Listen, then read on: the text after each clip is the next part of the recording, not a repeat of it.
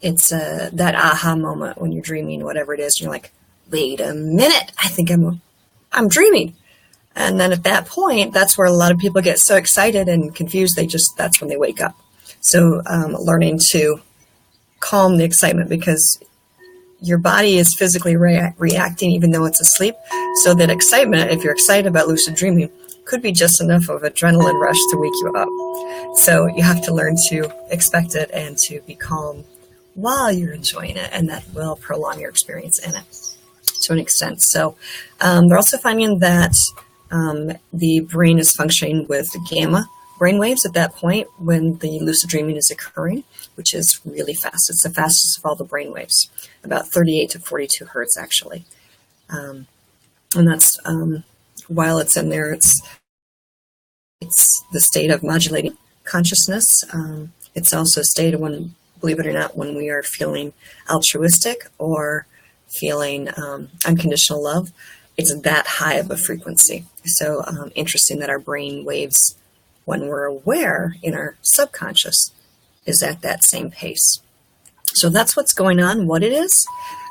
There are other things called WILDS, which is wake-induced lucid dreaming, separate concept, different ways to get into that. So this is just lucid dreaming while you're asleep and you realize that you are asleep and dreaming. Let's see what else. So most of the time we dream in REM stage. We can have some dreams in NREM as well. So REM, rapid eye movement stage. Again, we talked about the lucid dreaming part is based on gamma, but regular REM sleep in general, we are functioning just as like we're awake. So there's alpha waves, beta waves, and gamma waves, as well as some desynchronized waves going on there. So our body is fairly, I don't want to say paralyzed, but basically there's very limited to no movement during REM sleep. That's a stage where our nightmares will occur as well. But night terrors, if you're prone to those, that's in NREM. See if I got that right. Yeah, because you can actually sit up in it and express your being freaked out from the emotions of all that. So, all right, so it's the aha moment.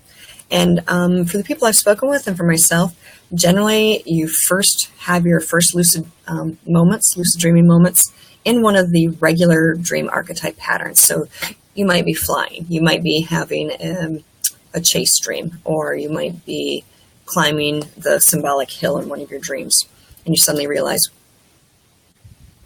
that you're aware that you're dreaming.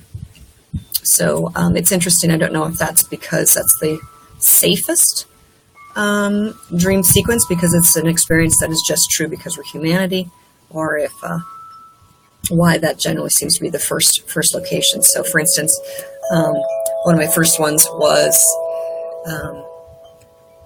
beautiful landscape, way up in the air, and I realize I'm flying, and my brain says, wait a minute, I can't fly. And so instantly it changed to hang gliding.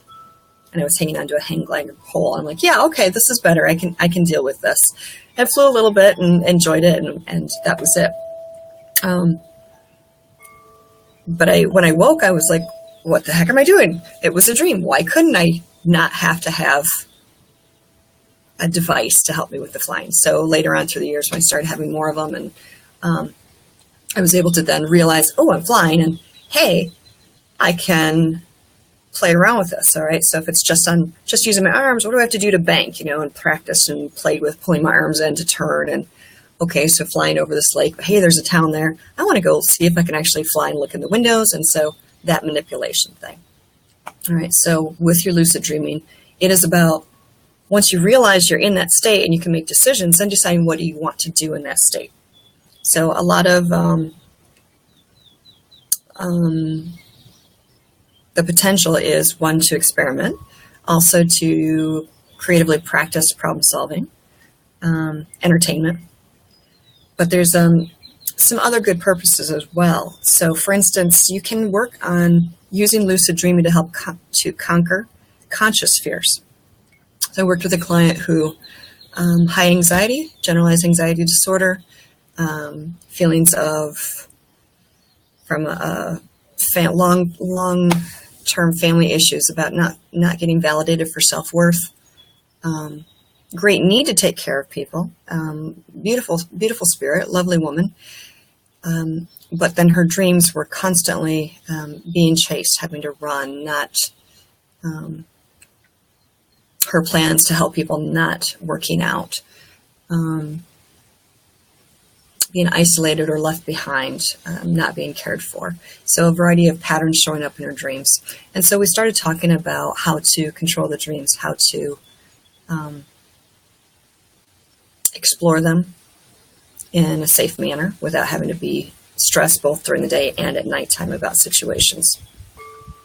And so she was able to do that. We just spoke recently, and she was all excited and told me about a couple of her dreams, and she was able to manifest one, realizing that she was dreaming, staying asleep in the dream, taking charge of the dream as far as how to handle the situations, remembering that we talked about, and I'll go over this in a little bit, that she could call on who she would want to for help. And so she was talking to a character in her dream and said, "It's no problem, God will take care of me." And instantly she was given a tool to handle what the challenge was in front of her. Later on, when there was a series of tests, so after the second or third test, she still maintained her composure, and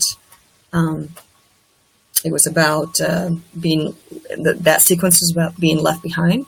And so she was able to say, "No worries, there will be a town, or there will be houses, I can go use their cell phone to call." And it manifested the city. When that became blocked, then she said, "No problem." And she was able to think of a family member that she entirely trusted and said, "So-and-so will come for me." And they did in the dream. So huge moment of empowerment and practicing that. And then when she woke up and feeling that change, knowing that she's all right, knowing she has strategies that are trustable. And she was able to practice these strategies in the lucid dreaming. So that's one of the great uses for it. But probably one of the other least talked about is that your lucid moments in dreams can actually prepare you for higher level perception communication. Spiritual dreams, dreams where you have visitors from who've already passed on, potential different planes of dreams. This is a whole nother, conversation we could talk about in another broadcast, but teaching yourself that you are okay and that you still, even in your energetic, conscious mind, that you have control over yourself. You've put into place strategies how you're going to deal with things. Very powerful, so that you don't freak out when you have an interesting experience, when you're given opportunities of love and of peace and of energy and awareness and all that. So again, top reasons why you might want to pursue and look into it. So entertainment, conquering your fears, problem solving, and preparing for advanced energetic encounters. Okay, so how do you go about doing it? Yes, we can all have the chance, okay, but how do you nurture more of it? So first of all, you do need to set your intentions. You are interested in having a lucid dream. So you start putting that into your conscious mind during the day. At nighttime before you go to sleep, you do make sure you start setting a relaxation pattern, so that way your body is relaxed enough to go into the sleep and to stay into the sleep mode for the night. So what does that mean? Don't eat late. Don't drink a whole lot of water late at night, because then you're going to have to get up and use the restroom. Every time you do that, you're pulling yourself out of the cycle. You might want to use essential oils. I use sandalwood. I really like that. Frankincense is another one that can help. Both of those are good for also if you're prone to nightmares or disruptive sleep. Those are very good to help balance your waves and make it more pleasant sleep. Other ones, patchouli, clove, anise, and clary sage, they all help with reducing nervous tension, inducing relaxation. Some help to relax the body while stimulating the brain for vivid imagery and so forth. They say mugwort is number one for use with people in lucid dreaming. I haven't used that, so I can't vouch for that for you. but that's just what some of the research and the different people have used said. So the oils, very easy. You can put a couple drops on your pillowcase. When I use the sandalwood, I put a drop or two behind my ears, back of my neck, frankincense, forehead, as well as behind the ears. Again, you do want to make sure that you're aware of what your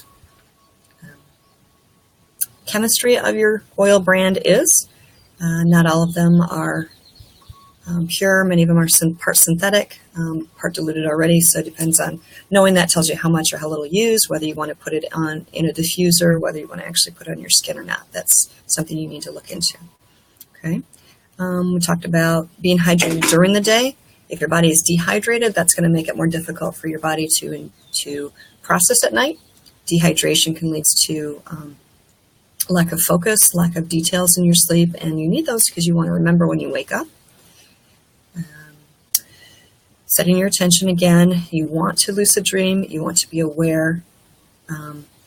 If you are prone to disturbing sleep, before you go to sleep again, you want to set your intention that if something disturbing happens, then this will be the route.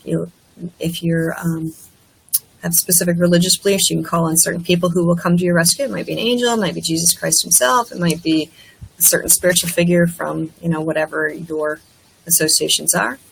Could be a family member that you truly trust. So-and-so will be there and help me to lead the situation. Or you might just set your intention that if at any point I'm feeling threatened and I want to leave the dream, then I will wake up. So you can make it as simple as that. Once you're in it, though, what do you do?